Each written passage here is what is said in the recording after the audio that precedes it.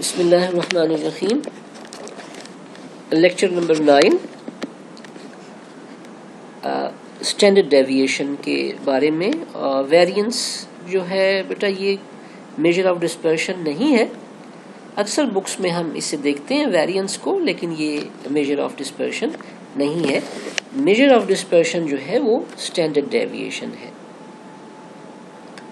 Standard deviation आपके पास एक एवरेज वैल्यू है ऑफ व्हाट। इसको कैसे डिफाइन करते हैं? The positive square root of the average of the sum of squared deviations of the observations from their average. देखिए मैंने इसी फॉर्मूला को डिफाइन किया। वेरिएंस इनफैक्ट स्टैंडर्ड डेविएशन की कैलकुलेशन में एक स्टेप है। ये जो दो फार्मूला आप देख रहे हैं ये वेरिएंस का फार्मूला है, but variance is not a measure of dispersion. हम इसका पॉजिटिव स्क्वायर रूट ले लेते हैं।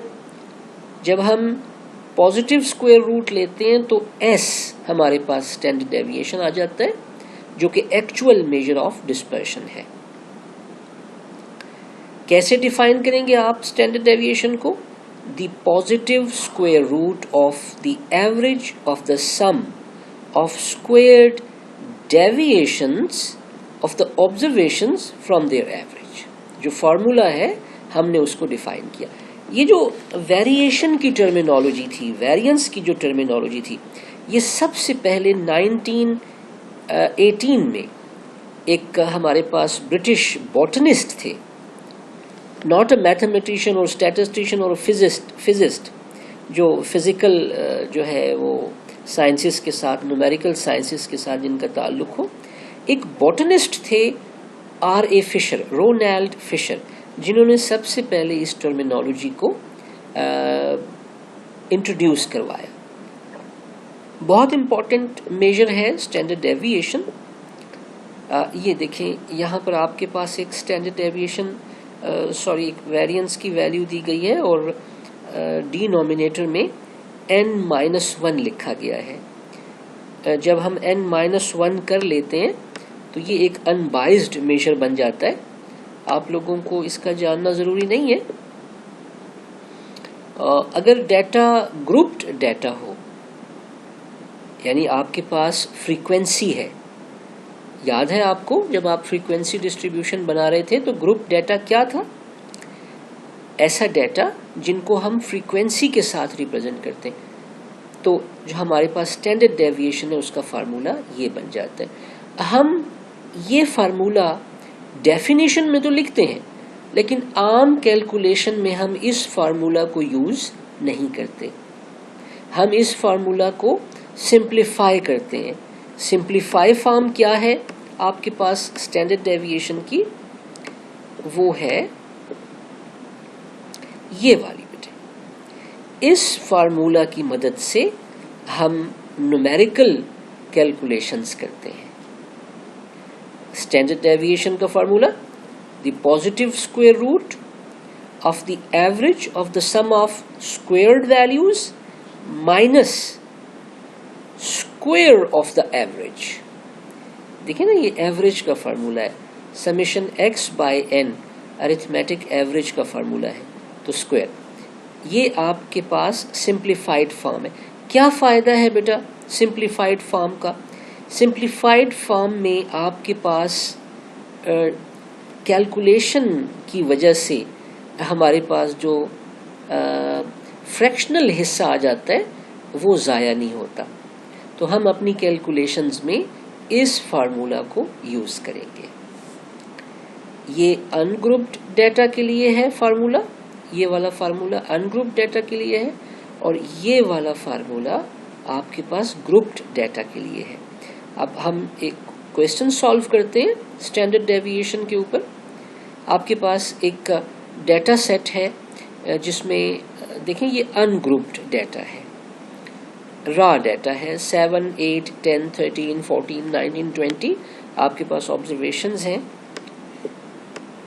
अब हम इससे जो है वो कैलकुलेट करते हैं स्टैंडर्ड डेविएशन को, तो आपने सबसे पहले इसकी एवरेज कैलकुलेट की। एवरेज कैसे कैलकुलेट करते हैं? सारी ऑब्जर्वेशंस को सम किया, 170 आया। 170 को n पे डिवाइड किया, दैट वाज 10।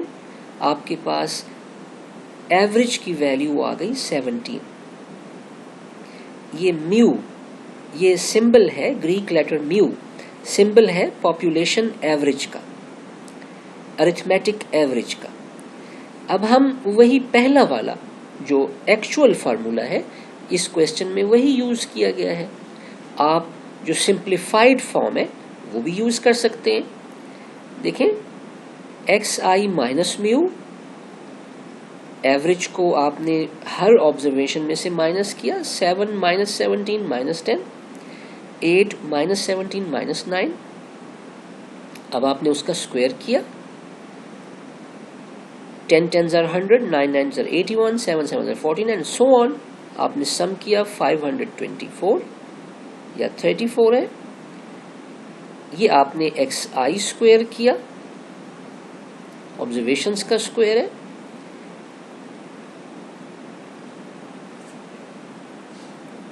ये देखिए बेटे, एवरेज की वैल्यू 17 आई थी एंड स्टैंडर्ड डेविएशन की वैल्यू हमारे पास समेशन एक्स आई माइनस म्यू स्क्वायर का सम कितना है? 534। 534 को जब आप 10 पे डिवाइड करेंगे तो 53.4, इसका पॉजिटिव स्क्वायर रूट ले लें 7.31। तो एवरेज कितना आया? 17 और स्टैंडर्ड डेविएशन कितना आया? 7.3।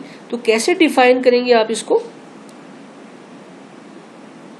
फॉर एग्जाम्पल, ये डेटा जो है ये वेलोसिटी को शो कर रहा है, तो आप कहेंगे कि इन ऑब्जेक्ट्स की एवरेज वेलोसिटी 17 मीटर पर सेकंड थी और ये जो 10 ऑब्जर्वेशन थी ये ऑन द एवरेज 7.31 मीटर पर सेकंड वेरी कर रही हैं अपनी एवरेज 17 से।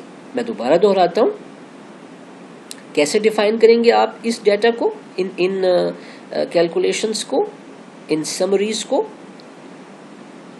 ये जो आपके पास 10 वेलोसिटीज दी हुई थी, से फॉर एग्जांपल मैं इनको वेलोसिटी कहता हूँ, हर वेलोसिटी मीटर पर सेकंड में थी, 28 मीटर पर सेकंड, 26 मीटर पर सेकंड, तो इनकी एवरेज वेलोसिटी आई 17 मीटर पर सेकंड और स्टैंडर्ड डेविएशन आया 7.31।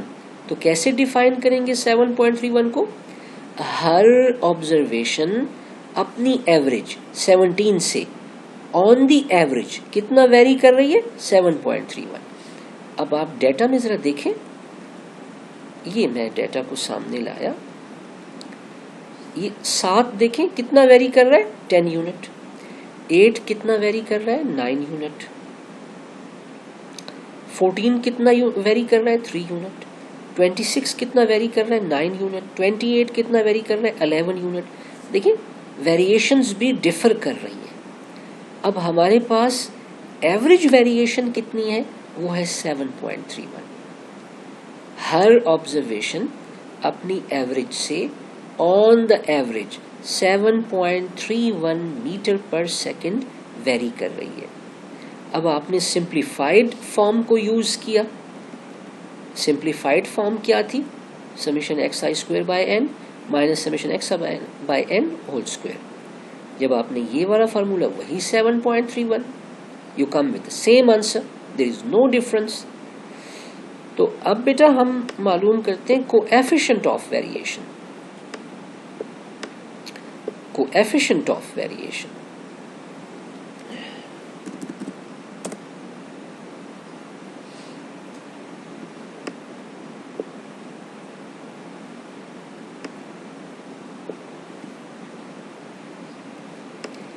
कोएफिशिएंट ऑफ वेरिएशन बहुत important topic. The variability of 2 or more than 2 sets of data cannot be compared unless we have a relative measure of dispersion. तो relative measure of dispersion के बगैर आप दो data sets की dispersion को compare नहीं कर सकते। ये जो आपको कोएफिशिएंट ऑफ वेरिएशन दिया, ये कार्ल पियर्सन ने दिया, एक बहुत नामी मैथमेटिशियन, और इन्होंने ये कॉन्सेप्ट दिया, introduced a relative measure of variation known as the coefficient of variation. इसे हम सीवी कहते हैं। क्या फार्मूला है बेटा सीवी का? किसी डेटा सेट का अगर आपने सीवी निकालना है, उसकी स्टैंडर्ड डेविएशन को उसके अरिथमेटिक एवरेज पर डिवाइड करें और 100 से मल्टीप्लाई कर दें, ये आपको सीवी देगा। याद रखें, अगर आप दो डेटा सेट्स को कंपेयर करते हैं तो जिस डेटा सेट का सीवी कम होगा वो ज़्यादा बेटर होगा, कंसिस्टेंट होगा। इस एग्जाम्पल में बेटे आप लोगों को ये दो डेटा सेट्स दिए गए हैं, प्राइस और लाइफ इन आवर्स। ये एन यहाँ पर गलती से है, ये प्राइस इन रुपीज़ और लाइफ इन आवर्स, दो डिफरेंट टाइप के डेटा हैं। पहले का यूनिट रुपीज़ में है और दूसरे का यूनिट आवर्स में है। तो देखें, अब इन दोनों को हमने कंपेयर किया, दोनों के लिए अरिथमेटिक एवरेज कैलकुलेट की, फिर स्टैंडर्ड डेविएशन कैलकुलेट किया, फिर सीवी कैलकुलेट किया। तो प्राइस जो है कमोडिटीज़ की, उसका सीवी निकला 41.63% और लाइफ इन आवर्स का निकला 37.15। तो हमारे पास कौन सा डेटा जो था वेरिएशन के लिहाज से कंसिस्टेंट है? वो 37.15%। कोएफिशिएंट ऑफ वेरिएशन से डेटा सेट की कौन सी कैरेक्टरिस्टिक को मेजर करते हैं? कंसिस्टेंसी को। तो बेटा आज के लेक्चर में आपने स्टैंडर्ड डेविएशन को और इसके कोएफिशिएंट को मालूम करना सीखा। इंशाल्लाह नेक्स्ट लेक्चर में, लेक्चर नंबर 10 में, आप मीन डेविएशन और कोएफिशिएंट ऑफ मीन डेविएशन सीखेंगे। बेस्ट ऑफ लक बेटे।